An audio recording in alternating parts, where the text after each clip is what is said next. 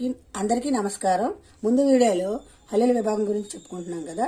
మిగిలినవి 4 స్పర్శములు. ఇవి కా నుండి మా వరకు గల అక్షరములు. ఇవి 5 వర్గములుగా విభజించబడినవి. కా వర్గం, చా వర్గం, టా వర్గం, తా వర్గం, పా వర్గం. 5 ఊష్మాలు, ఊది పలుకబడే అక్షరాలు. స, ష, స, హ.